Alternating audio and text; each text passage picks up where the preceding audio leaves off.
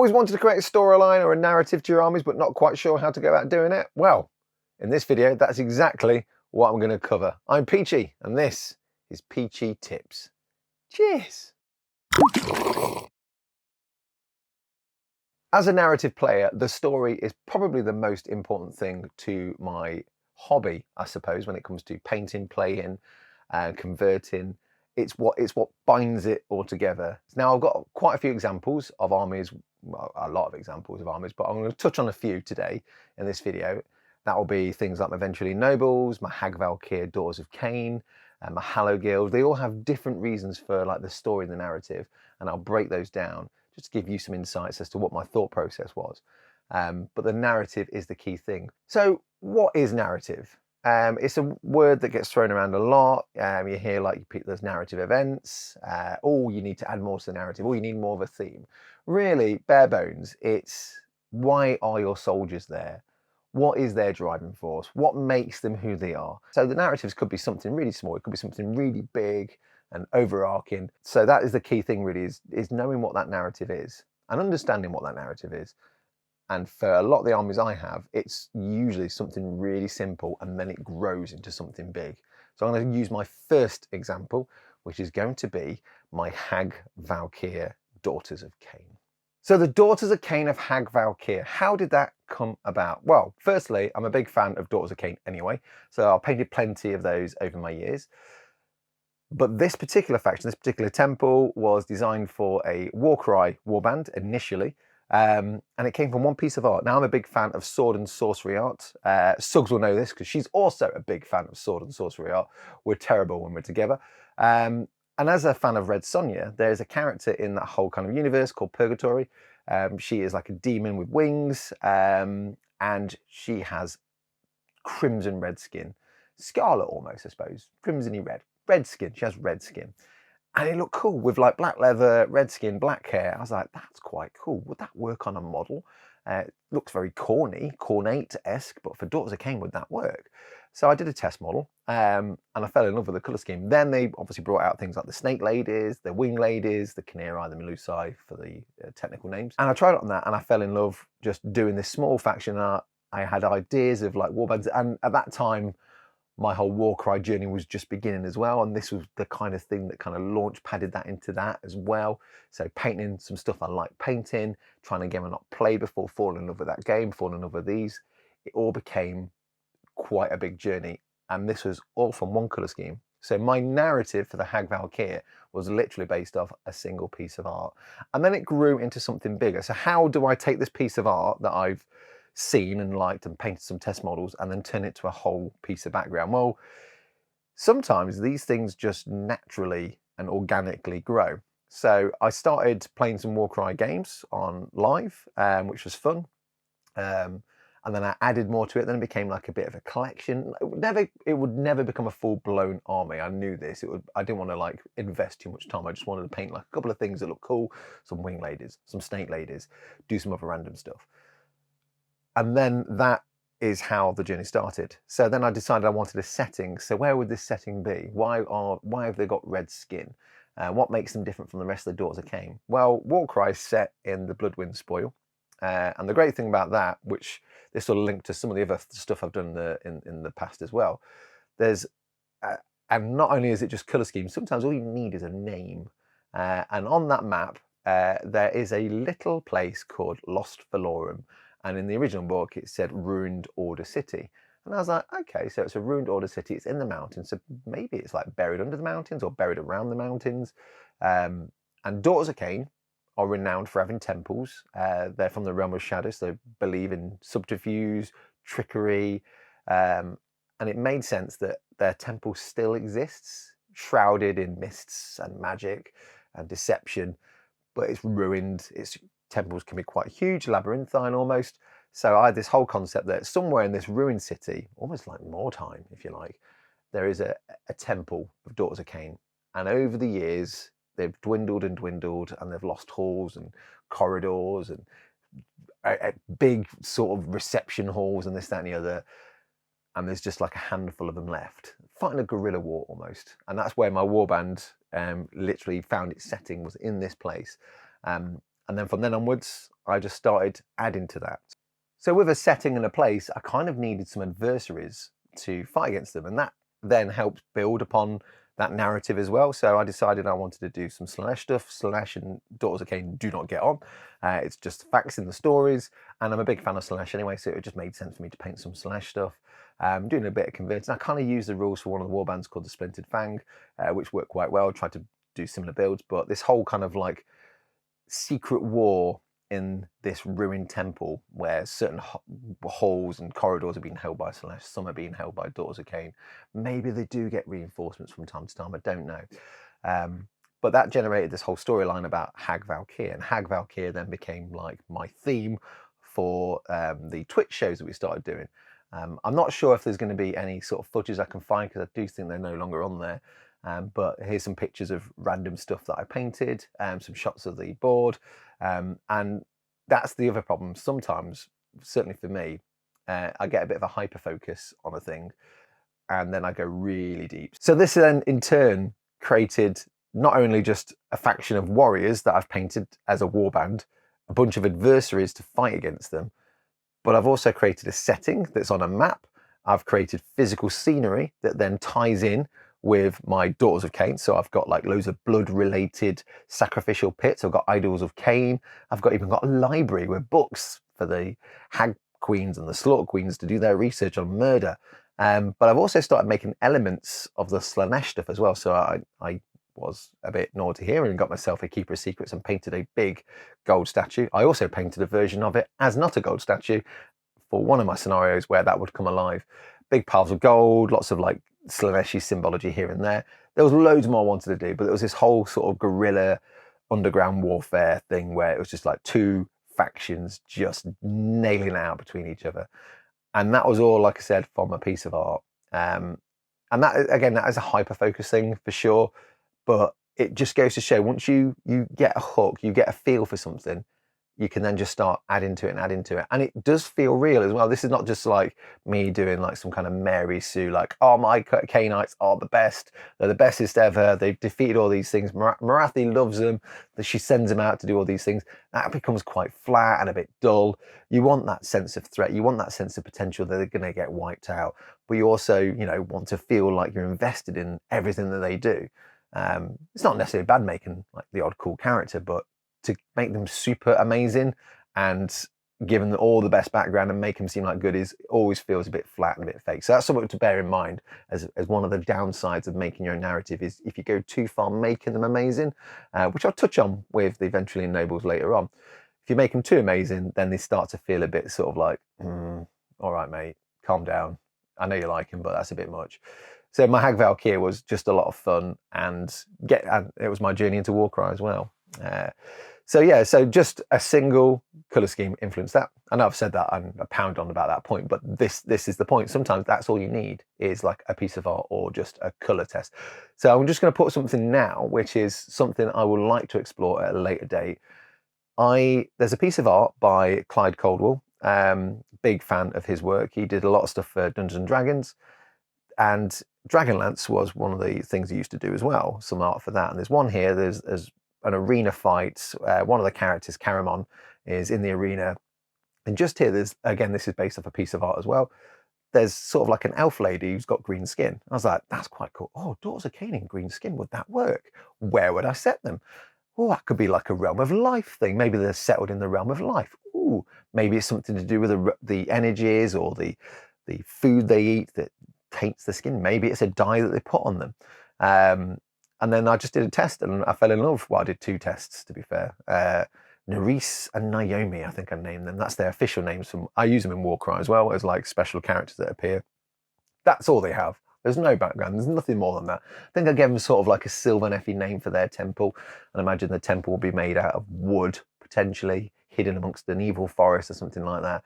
So at the moment, that's like bare bones sort of like narrative for these. Again, based off a colour scheme.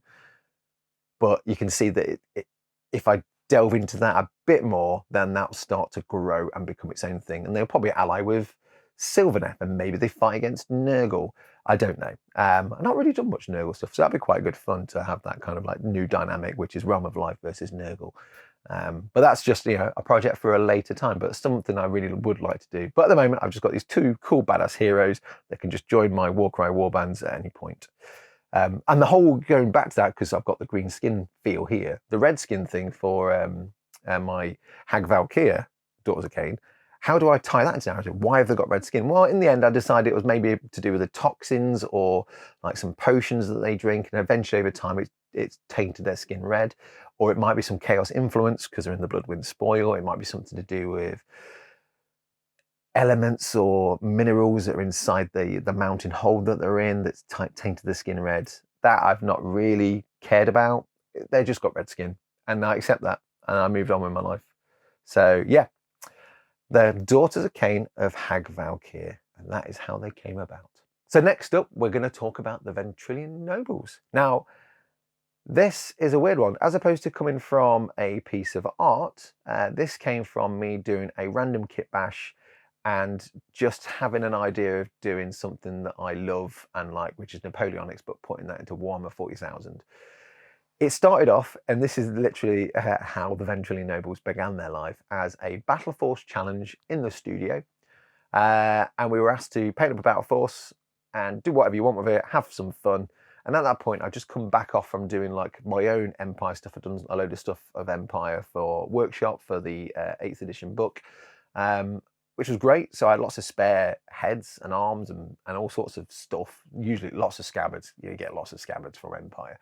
And I thought, you know what, I'm going to do some head swaps. I'm going to give them some extra sidearms. I'm going to give them swords. I'm going to make them feel a little bit more regal, trying to nail on that sort of Vostroyan theme as well. So Vostroyans feel more like a Napoleonic faction in Warhammer 40,000. Kind of got the Cossack vibe as well. And they've got like big, long flintlock looking las rifles. So I was channeling that as well as like my love for Napoleonics into this faction. And as simple as a head swap and a colour choice made that faction for me. All I had to do was swap a head. Nothing. I mean, there were the standard Cadians at the time with just a different head. Yes, I added like the odd scabbard to them, but it was just simple as a head swap, and that generated that faction, as mad as it sounds. So with that simple head swap, which is just an outrider head, that then set in stone what I'm going to do now. So it was all about making the colour test after that. As a fan of Napoleonics, I just drew upon my experience of painting those. And I wanted to make it as ostentatious as I possibly could, really sort of like give a sense of snobbery and aristocracy to these guys. So I thought magenta, reds, that's quite punchy. So I went with a magenta tone for the tunic. I thought white clothing, like white trousers, white gloves would just be stupid in a 41st millennium setting, which made sense. So they've got like pristine white clothing, super starched, and they had to, obviously in my head, keep it white all the time, even if they're in the trenches of like some backwater mudded battlefield. I have to make sure they stay white. And then it was just like building upon that. So once I set those colours in, it was like, you know, white here, a bit of magenta there. I really like, from doing my own collections as well as the stuff for the Empire army, like I stated, I really enjoyed doing black lacquered armour with gold trim. I thought that looked really, really good. Because all you're doing is painting it black. Put some gold around the edges, tidy up the gold if you make any mistakes, and then just gloss the whole lot. Really simple, really straightforward, but looks like Baroque armour. So that was simple. So I got those things in place, and then it was about like the plume colour. So initially, I channeled some British Napoleonic sort of vibes with that, not 100%. So the British and Napoleonic era is on their shakos. The normal like centre company troopers would have like a white plume with like a little bit of red on the top. The grenadiers would have white, the light infantry would have green. I was definitely going to keep like a theme with the plumes of these guys. So the green would be like for my Jaegers, which would be like 95th rifles. The white would just be standard. You just get white, not grenadier. It's not a grenadier thing. It's just like all standard troops get white feathers. The command and the officers get the red on the top instead, because that feels like it's an extra tone of colour that's added to it. And then things like anything like artillery or weaponry or something that's a bit heavier would get blue, which felt right because the Royal Artillery would have like blue clothing. So let's add blue plumes to these guys. And then maybe later on I'd do like red for something more elite. I don't know. I've not got round to that yet. But that was kind of where my vein of identifying unit types and troops was just the change of the plume, using Napoleonics as an inspiration for that. And then of course they'd be in line formation. They'd have banners. I want to add extra banners. Banners on models look cool. Just having multiple banners in your factions just looks great. So adding all those things in there, channeling that. I also realised they looked a little bit like some of the baddies from Flash Gordon as well. So it kind of gave it a bit of a weird, super sci-fi fantasy kind of vibe anyway. So it kind of worked. So earlier I was talking about the Mary Sue element of my Ventrillian Nobles. Initially they were just like, yeah, they're really cool. They're duelists. They're really rich. But I needed a flaw because I was very mindful that the danger of these guys, that they're rich. They buy their way into the Imperium. They have all the money in the world. They're really good at fighting. They need something bad. They need to have something that's like a flaw. And the flaw is utter snobs. They are stupidly snobby. To the point that they would probably not want to work with certain factions because they just deem them lesser than themselves. So I like this whole idea that they will just up their own backside so much that they were just utterly disconnected from reality. To the fact that they'd use all their wealth to become a soldier in the Imperial Guard. That's a terrible idea. I don't know if you know anything about the 41st millennium, but being a guardsman in the 41st millennium, it's not great. It's not great. These guys are so blinded by their own arrogance that they'll give all their wealth to go and become a soldier in the Imperial Guard. Idiots! The Emperor saw them coming. So that was their flaw, just utter snobbery. But to a certain point, it kind of gave them sort of a sense of honour and duty and this, that and the other. But it also helps having an amazing writer, Phil Kelly. I'm going to name drop you, whether you like it or not, because you are an amazing writer. Initially, my faction was called the Peachtonian Dragoons, and then there was one point they were called the Crystalian Dragoons because they had like a planet full of crystals and stuff. And then, for reasons I still can't understand why, a bunch of the guys in the writing team and the 40k development team were like, can we use those for this edition of, I think it was like 8th edition 40k, and they're like, can we use these for 8th edition 40k?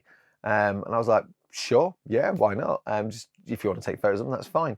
And then Phil Kelly came along and he was like, oh yeah, we're going to come up with some names for them. What have you called them? I was like, oh, I'm really sorry. They're called the Peachtonian Dragoons, Phil. He's like, yeah, we can do better. I was like, I'm sure you can. I'm sure you definitely can. And he came back with the Ventrillian Nobles, which sounded mega. Had a bit of background because I'd kind of talked about them being wealthy and rich and duelists and maybe a planet full of crystals. So he just delved into that and just made the background as to what it is. They go through these fire trials and they have to grab wealth, and then they just use that wealth to then buy a commission in the Imperial Guard. Idiots. What a bunch of idiots buying yourself into the Imperial Guard. Most people get conscripted anyway. But yeah, so he made this great sort of like background for him. And then one of the artists, and it annoys me to this day, I'm sure it was Dainton, but it could have been Mark Holmes. I'm not entirely sure. But one of the artists did a whole bunch of vignettes for that book, and they ended up doing a Ventrillian Noble. And I was like, oh my God, this thing I randomly made as a kit bash for a sort of Battle Force challenge has now got art, it's now got background, it's got a fully fledged name, it's even got a place on a map. It's buffet range of the Tyranid High Fleet's fair. I imagine that'll probably die at some point. I understand this. I have left, so I expect it to die. But that was just great. I was just like, oh my God, this is becoming real. And you know, because I've not gone too mad with like oh, they're the best ever. It felt right as a setting. It felt right as a faction. They had their flaw, and then they became law. They had their flaw, and then they became law. Nice. So yeah, so thank you to Phil Kelly for just coming up with great words. Indebted to you for that, because my name was rubbish. But then after that, well, you know, what I want to grow the army. I mean, there's loads of things that happened during that time. I had loads of other projects going on, but I wanted to add to it just a bit here and there. But then from that came like a great community of people actually painting Ventrillian Nobles and then sharing their stuff on Twitter, Instagram, which is mental. Just from me like making up a random thing from a Battle Force challenge now has a community of followers. And a shout out to Cygnus Maximus, because he was the first Ventrillian Noble lover to reach out, a loyalist to me. There was this whole fun talk about doing an anthem, a marching song for him during lockdown. Never quite came to fruition. Always tried to keep me in check. We're doing like the Noblevember, a monthly kind of fun thing, like paint some Ventrillian Nobles during the month of November for fun. And I organised one year and then just like fell by the wayside because that was during lockdown. I didn't have much to do. And after that, it was a bit, you know, just got a bit harder because I had work and stuff like that. But yeah, it was just great just having this community, just sharing stuff and seeing the things that they did and how they took them, like making gold tanks. Because originally when I did my tanks, they were grey with like black plaques with gold trim on it. Quite a dull colour scheme, but you know, the Imperial Army is just sending them vehicles going, yeah, you've got great outfits, but here's the tanks, they're not been painted yet. So that was the whole idea for that. But I imagine like a fully fledged Ventrillian armored division would have gold tanks. That makes a lot of sense. So seeing people doing gold tanks and all these other flourishes was just amazing to see. So that was like such a heartwarming feeling, seeing like how other people would take their journey of Ventrillian Nobles. And then I just started to add to that as well myself, doing the Jaegers, the 95th Jaegers, because Kill Team had come out and I wanted to do like a small kill team. So I was like, I'm going to do Sharp and some Chosen Men, but use them for my Ventrillian Nobles, and they're going to be mega. I'm going to do Harris and Hagman, and I'm going to do Perkins with his little banner. Yeah, this is what's happening. The Sharp head is kind of like one of the greatsword heads. It looks a bit Sharp-esque, although someone I didn't realise in one of the latest comments in my videos said it looks like William Defoe. That was on the Sharp video. Check that out if you want to know how to paint Ventrillian Nobles stroke Sharp's Chosen Men. But yes, yeah, he does look a little bit like William Defoe. In fact, he looks a lot like William Defoe. But that was fun just doing that. And then over the years, I just wanted to do different things. I was then invited to do a battle report, which was amazing. I was a battle report for White Dwarf, replaying the old battle report I fell in love with when I was young, which was the Battle of Glazer's Farm, which is basically taking the Rorke's Drift Zulu theme, using Praetorian Guard, fighting against waves of orcs. And Dan Harden organised this, bless you, Dan. It was an amazing event. So he was playing the orcs, he was playing like Andy Chambers' side, I was playing Paul Sawyer's side. So I was using my Ventrillian Nobles, so like skip 30 years in the future.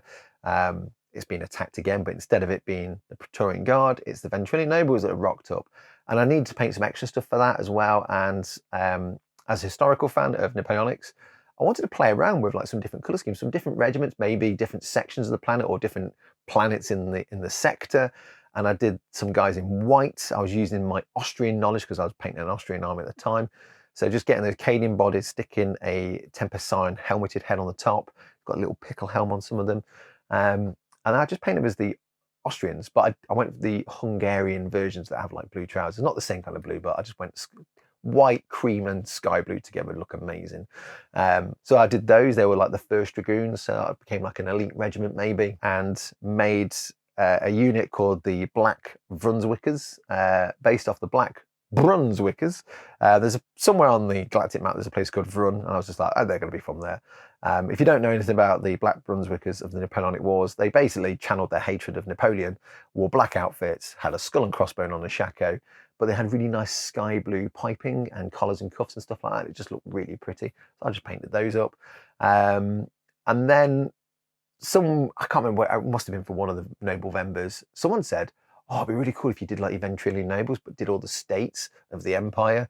So I did that. I was like, that's quite a fun idea. So I did that.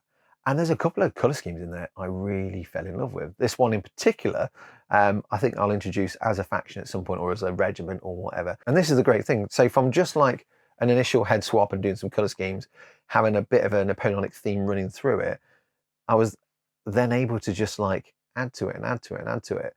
And I've seen what other people do, then take elements of that, then add to that. And that's the great thing sometimes when you're making your own narratives and people are getting involved in it as well, that you create something bigger than the sum of its original parts. And yeah, the Ventrillian Nobles will always be one of those big passion projects that will always continue over time, always add to it here and there. Even to the fact where I just decided I wanted to do a little diorama for remembrance someday, and post it up, you know, to commemorate those that have, you know, sacrificed themselves, done the biggest sacrifice. At first I was a bit worried that, you know, oh, would it be a bit weird and cheesy doing something that's like not real? It was received really well by a lot of service men and women. So yes, it's nice to have a little bit of a project like that from time to time as well, and you know, just scratch some itches and delve into things you wouldn't normally try. But yes, the Ventrillian Nobles will always be there. I'll always add something to them as time goes on. I do have a plan for a future project, which is 40k meets Napoleonics, and the Ventrillian Nobles will feature in that quite heavily too. So do keep an eye out for that. But yes, Ventrillian Nobles was pretty much just like a head swap, just a conversion, simple conversion, and then I just went snowballed from there really. So yeah. So this next collection is going to be a mix of multiple things that drove me into creating it, and it's background and a colour scheme and conversions as well. So it's a mix of multiple things, and this is the Army of Hallowguild. Now, it all started off, Age of Sigmar was new, the old world had been melted, there was a lot of angry people, and rightly so, and there were so many factions that just didn't gel, didn't make sense. Like, there's Empire troops, but they're not Empire. There's Bretonnians, but there's not Bretonnians. There's elves and dwarves, and then you got these guys called Stormcast, and they're fighting against Chaos. It was just very disparate, and lots of things that just didn't make sense. And reading through the initial Realmgate rules, and there was like the Grand Alliance books at the time as well, it talked about the Realm of Azir. It had a gate that all the gates that got closed. It was closed off, and in the Realm of Azir, you literally had like humans and dwarves and elves all working together, and then of course the Stormcast were being made as well. And I was like, oh, that'll be quite cool. Make a faction based off that. So that's how that came around. So I decided I wanted to like have a melting pot of not just all these races and factions together, but tie it in a way that it made sense, like tied together with a colour scheme. So this is like point number one. It's a colour scheme based thing. There's the story in there which ties them all together, and also the conversions as well. And Hallowguild was just like a random name that I think Andy Clark came up with, weirdly. I didn't have a name to start off with. I did an Armies on Parade initially. I wanted to do an army that was actually on parade, and this was my sort of entry into doing a Cities of Sigmar army. So this is going to be quite the statement, but I would argue that my Hallowguild army is probably the first Cities of Sigmar army that ever existed, at least at that time. And that was all because I really wanted to drive the human and mortal element of Azir a bit more, because at the time it was all very disparate, like I mentioned. So I decided I was going to do an Armies on Parade, all off me and back for a bit of fun, because I like the idea of like the storyline that was there, combining all these elements, a melting pot of different cultures and factions. So my Armies on Parade was based on the idea that this army was moving away from Azir and heading into the mortal realms, and I wanted to do a little scene of them like just marshalling for war, a handful of Stormcast, tied all together a very similar colour scheme. It was as simple as just getting a bunch of sets. So I got a set of dwarfs, I got a set of elves, I got a set of humans, and I just combined them together.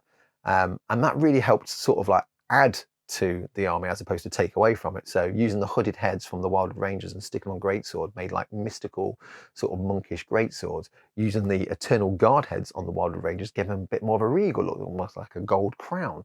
But they've got like big double-handed blades. The dwarfs, I mixed two sets of dwarfs, long beards and ironbreakers together, and that was fun. Used the weapons from the ironbreakers, put those on humans, made the human guns look a bit different and a bit more sort of steampunky.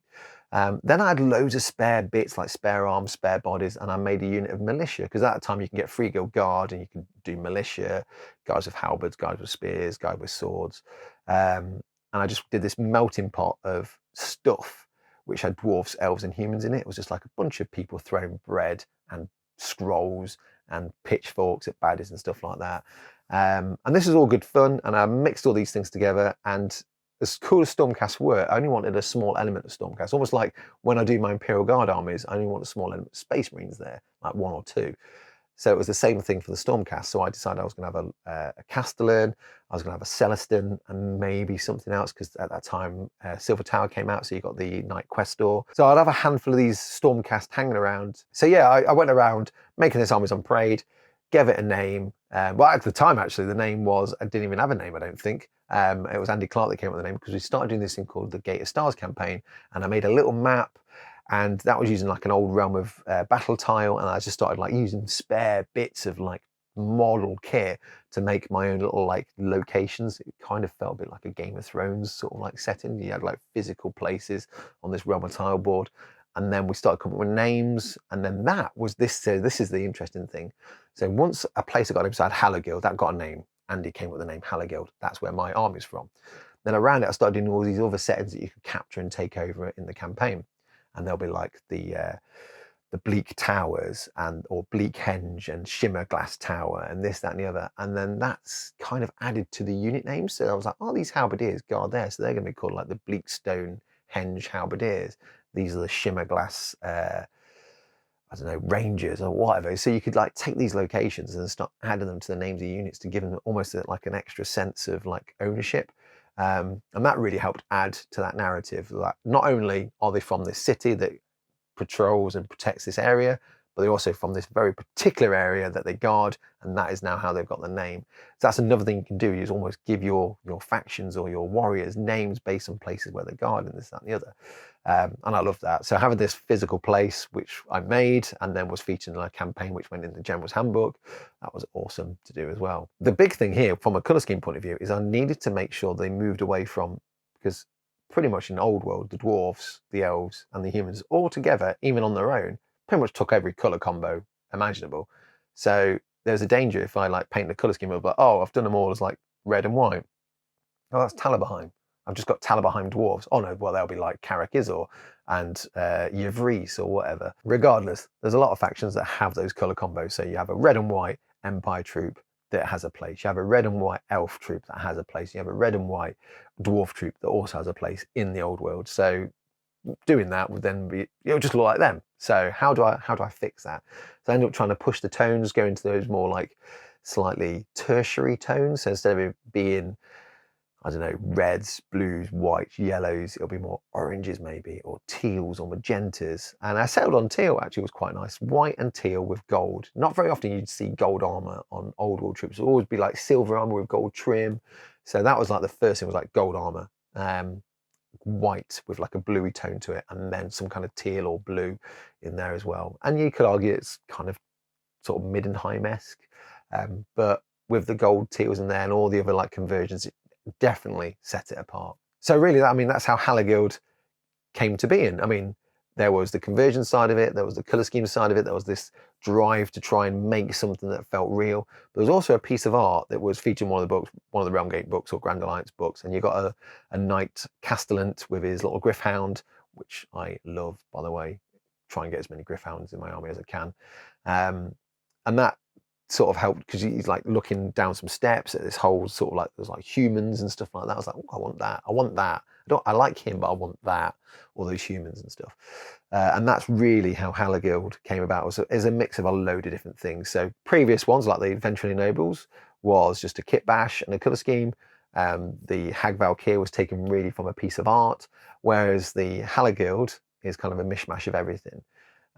And when you do your own armies, you might find that you draw inspiration from lots of different things. It could be a colour scheme of a car that's just driven past you on a road. You're like, I really like silver and yellow together. That's an amazing combo. I'm going to make a Space Marine faction out of that, and I'll give them a name.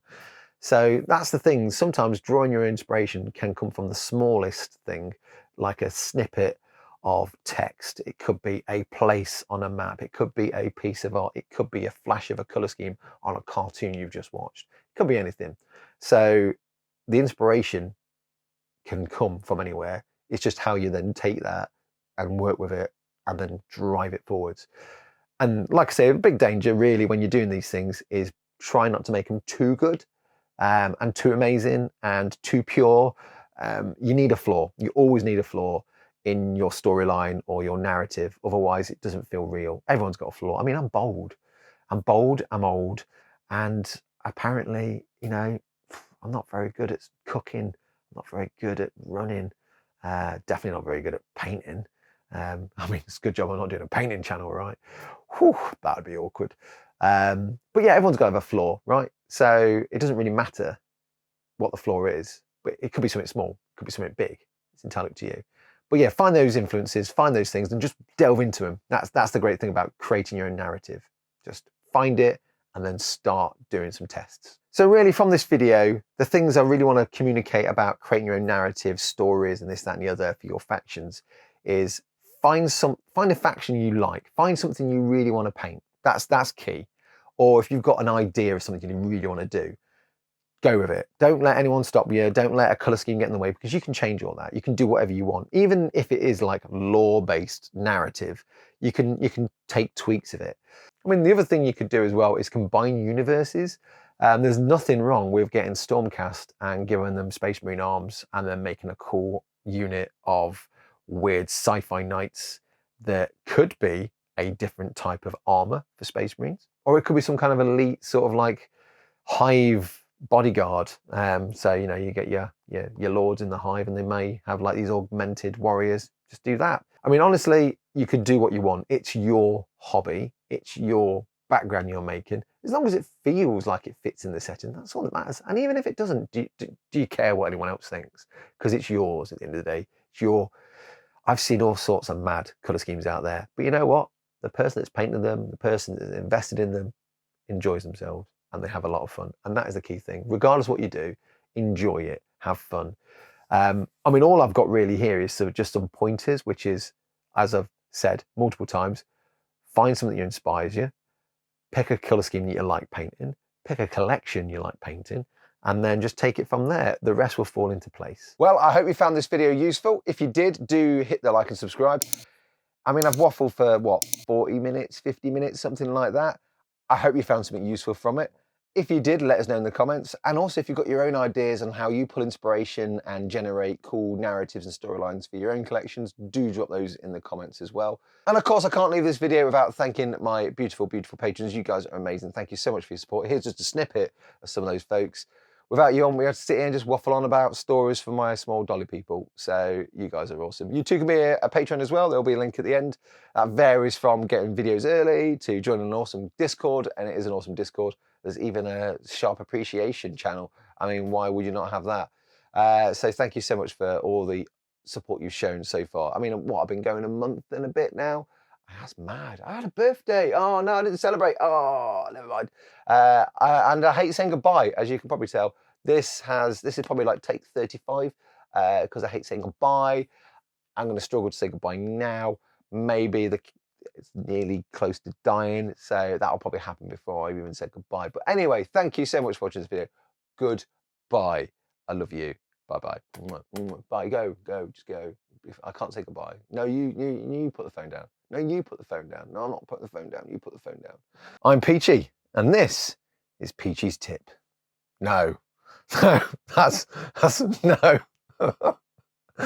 Oh no. Let's do that again. This is Peachy's Tip. That's my OnlyFans. Yeah, coming 2025. Oh no, that sounds worse.